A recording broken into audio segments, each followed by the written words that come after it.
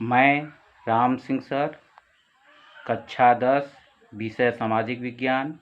सामाजिक विज्ञान में भूगोल में भाग 6।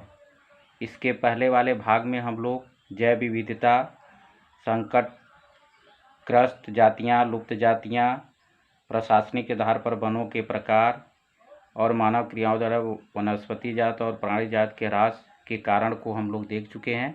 अब इसमें हम लोग देखेंगे पहले प्रोजेक्ट टाइगर या बाघ परियोजना बाघों की घटती संख्या को रोकने के लिए देश में 1973 से चलाई जाने वाली योजना है।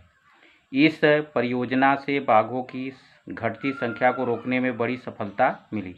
तो इस तरह देखिए 1973 में यह प्रोजेक्ट एक चलाया गया था, जिससे कि जो हमारे देश में बाघों की संख्या घट रही थी, तो इस परियोजना से उनकी संख्या को नियंत्रित किया गया। वहीं प्रोजेक्ट टाइगर के नाम से जाना जाता है। अगला जो टॉपिक देखेंगे हम लोग वन संरक्षण, वनों का विवेकपूर्ण उपयोग और वन क्षेत्र में वृद्धि करना, परंतु जनसंख्या के बढ़ते दबाव के फलस्वरूप आवास, कृषि, सड़कें, रेल मार्ग और उद्योगों की स्थापना के लिए वनों का विनाश किया गया। इस तरह से देखेंगे वन संरक्षण का क्यों ज़रूरत पड़ी, क्योंकि हम लोग बढ़ती हुई जनसंख्या के दबाव के कारण आवास के लिए, कृषि के लिए, सड़कों के लिए, रेल मार्ग के लिए, उद्योगों के लिए, इनके लिए हम लोग वनों का विनाश करने लगे, इसलिए वन संरक्षण की ज़रूरत पड़ी। वर्तमान में सरकार ने राष्ट्रीय वन नीति 1952 एवं संशोधित राष्ट्रीय वन नीति 1988 घोषित की है, जिसके अनुसार कुल भूमि के 1/3 भाग पर वन होने चाहिए। इस तरह से देखेंगे कुछ नियम सिद्धांत बनाकर वन संरक्षण किया गया। माने सरकार द्वारा ये राष्ट्रीय वन नीति 1952 में बनाया गया, फिर उसी का कुछ उसमें कमियां थी तो उसको संशोधित कर 1988 में भी फिर वन नीति बनाई गई, जिसके माध्यम से वनों की सुरक्षा हो सके।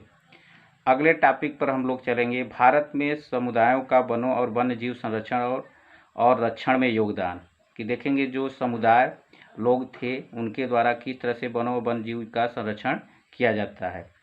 तो इसमें देखें भारत के कुछ क्षेत्रों में तो स्थानीय समुदाय सरकारी अधिकारियों के साथ वन संरक्षण में महत्वपूर्ण सहयोग प्रदान करते हैं।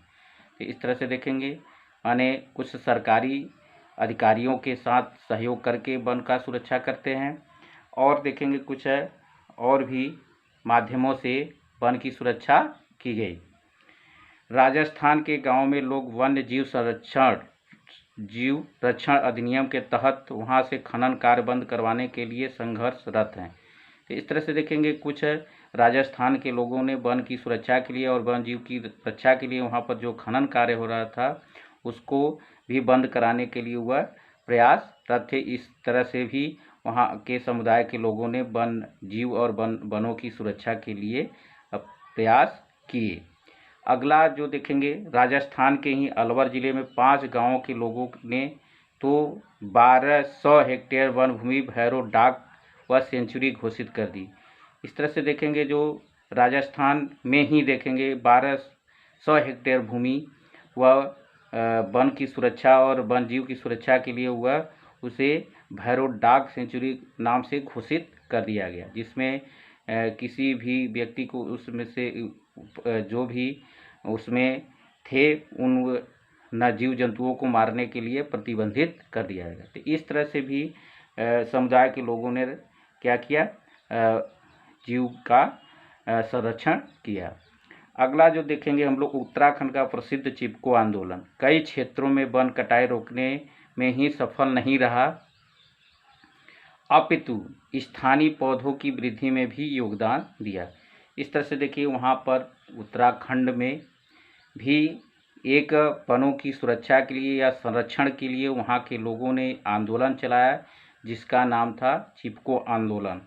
इस आंदोलन के माध्यम से भी वहाँ पर वन की सुरक्षा की गई, जिससे कि वृक्षों की कटाई को रोका जा सके, और इसके माध्यम से वहाँ पर अधिक से अधिक वृक्षारोपण भी किया गया, जिससे कि वनों की सुरक्षा या उनका संरक्षण किया जा सके। तो इस तरह से हम लोग देख रहे हैं कि समुदाय के लोग वन और वन्य जीव संरक्षण में अपना योगदान दिया।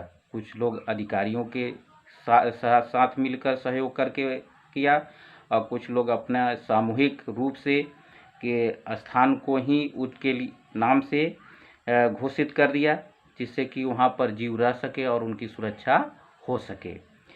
अगला जो देखेंगे, उत्तराखंड टिहरी जनपद के किसानों ने बीज बचाओ आंदोलन द्वारा दिखाया दिया कि रासायनिक उर्वरकों के बिना भी उत्पादन संभव है। इस तरह से देखेंगे कुछ उत्तराखंड के टिहरी जनपद के जो किसान थे वह माने रासायनिक कीटों का प्रयोग बिना किए ही, रासायनिक पदार्थों का उर्वरकों का प्रयोग किए बिना ही वहाँ पर उत्पादन किया। इस आधार पर वह भी क्या किए, यह दिखा दिए कि हम लोग माने बिना रासायनिक उर्वरकों के भी उत्पादन कर सकते हैं। तो इस तरह से देखेंगे यह सब माध्यम थे या इस सब तरीकों से वनों की सुरक्षा और संरक्षण में समुदाय के लोगों ने अपना योगदान दिया। आगे हम लोग चलेंगे, अगला जो है वह है वन और वन्य जीव संरक्षण में सहयोगी रीति रिवाज। माने कुछ ऐसे हमारे देश के रीति रिवाज हैं जिसके माध्यम से भी हम लोग वन और वन्य जीव के संरक्षण करते हैं या सुरक्षा करते हैं। भारत में प्रकृति एवं उसके तत्वों के प्रति आस्था पूजा सदियों पुरानी परंपरा रही है। भारतीय समाज में विभिन्न सांस्कृतिक और प्रत्येक संस्कृति में प्राकृतिक और इसकी कृतियों को संरक्षित करने के अपने अपने पारस्परिक तरीके हैं। आम तौर पर झरनों, पहाड़ी चोटियों, पेड़ों और पशुओं को पवित्र समझकर उनके सम्मान और संरक्षण के लिए एक रिवाज बना दिया गया। कुछ समाज विशेष पेड़ जैसे पीपल, बरगद, महुआ, बेल आदि की पूजा करते हैं। तुलसी और पीपल के बीच देव निवास समझे जाते हैं। गाय, बंदर, लंगूर आदि को भी लोग उपासना करते हैं, जिनके द्वारा वन और वन्य जीव संरक्षण में रीति रिवाज सहयोग प्रदान करते हैं।